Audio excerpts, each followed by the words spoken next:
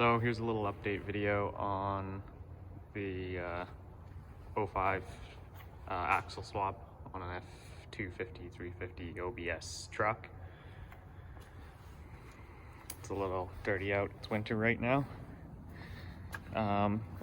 By request, I did a short video last time where the truck was on, and I had a lot of complaints that the truck was on.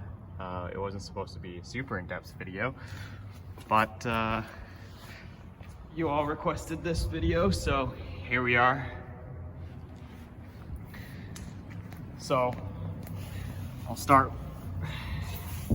with the radius arm brackets. You're gonna mount those flush up against the bottom, and then butt them right up against the cab mount there.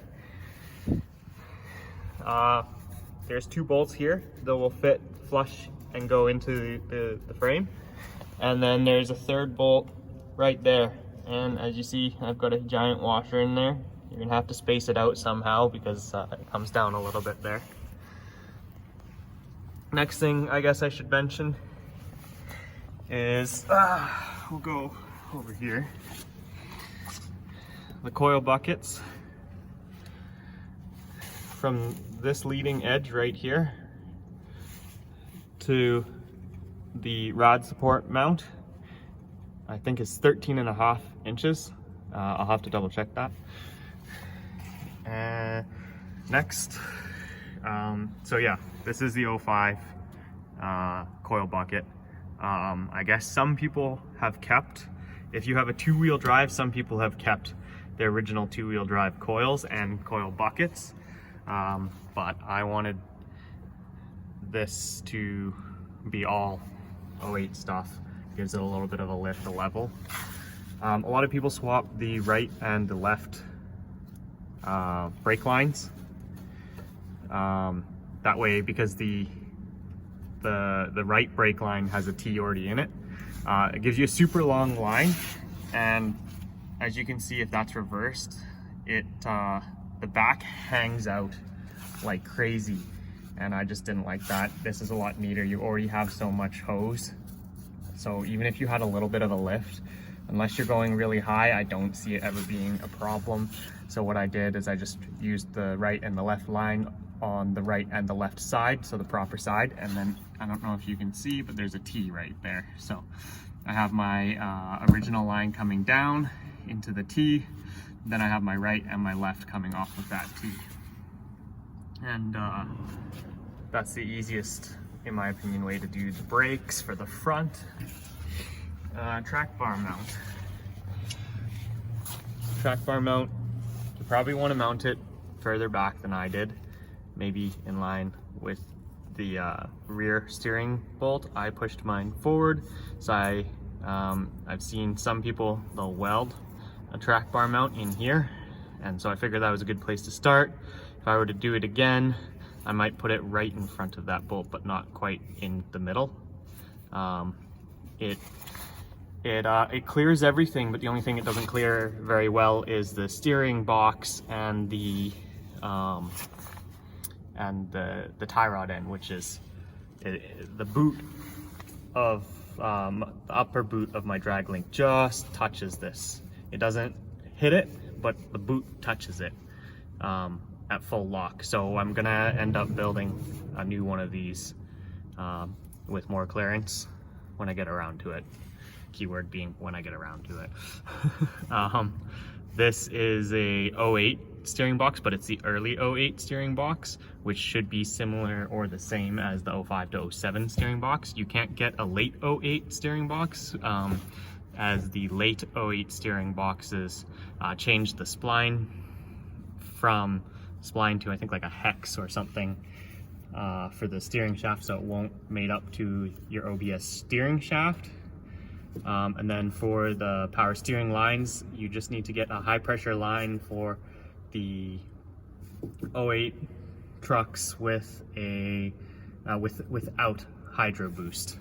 unless of course you convert to hydro boost, which I may or may not do in the future, but for now, that's how that works.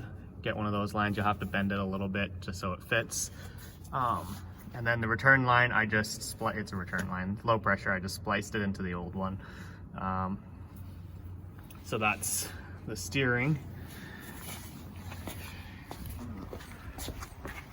Sway bar links, I made custom mounts. The two-wheel drive, this was a two-wheel drive truck before I converted it to 4x4.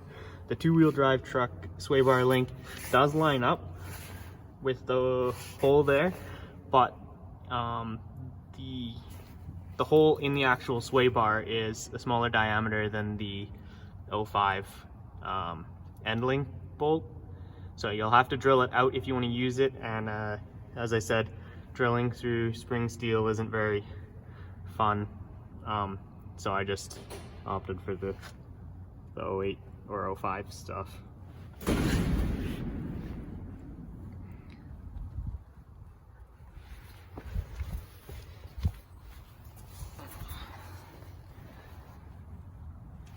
I'm using the factory steering stabilizer.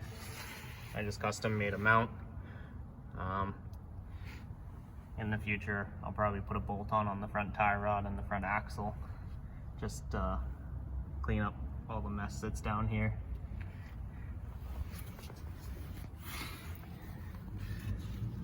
That's that brake line that tees. But as I said, I prefer to use the proper side with the right side.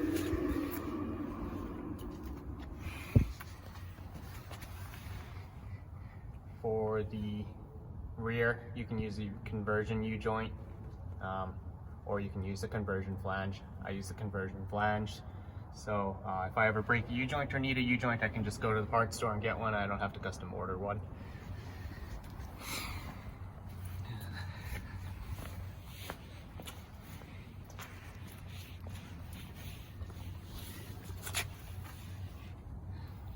You'll have to flip this shock mount around and re-weld it forward facing on the 05 Super Duties and up. It'll be one forward and one rear. So I just cut it off and welded it forward. Some of them on the 05, this is an 08 rear axle. On the 05 rear axles, they U-bolt on, but there's a locating stud, so I would weld it either way.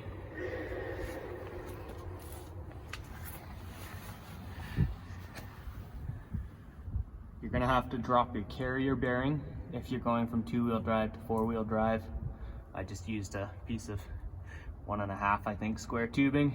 Drop the carrier bearing. I have a pretty straight drive line, no vibrations. If you have an older truck like mine without the flange style, you're also gonna have to get a new drivetrain or drive line, I guess. If you're swapping from two-wheel drive to four-wheel drive, obviously, because it'll be longer and you have that slip joint there, depending on if you have a BW 1356. If you have this older style transfer case, then just go find a truck that's the same cab and bed dimensions as yours and go steal that drive shaft off of it. With the BW 1360 or 56, I think, the front, this is a two-wheel, or sorry, this was a F250 transfer case. You're going to want to do a double cardan shaft for the front drive shaft, because the front pinion comes out at an upward angle, and to mate to the straight vertical shaft, you'll get vibrations. They won't cancel each other out, so you want a double cardan shaft. So if you can get an F350 BW 1356, that's ideal, but I couldn't. This is free, so free is free. This one was from an F250. It didn't have the right yoke, So what I did is this is the rear yoke off of a 1356 off of a Bronco.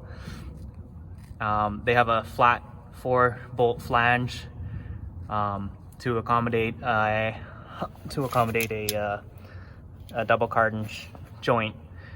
So I just took the rear yoke off of a Bronco and put it on the front, replaced the front yoke on my transfer case. That way I could bolt up. This is an 08 drive shaft with a double cardan. I don't know if you'll have to shorten it if you have an automatic, but I have a manual 5-speed, so I had to take it to the driveline shop and have it shorted about 3 inches or something to about 36 inches working length, so shorter when compressed. I'm trying to think if there's anything else I missed. I think that's it. Obviously you'll need new wheels, and you'll need 17-inch wheels to clear the brake rotors.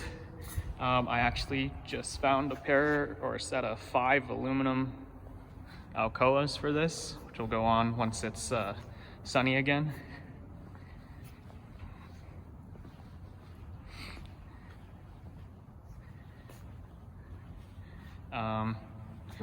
The rear, I kept my OBS leaf springs, mostly because I couldn't find any and I was very lazy.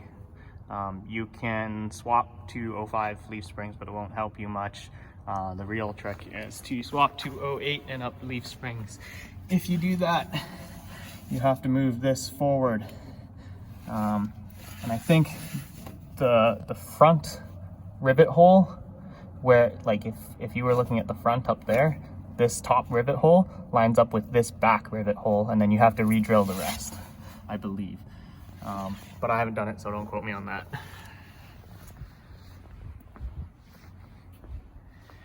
Oh, one other thing.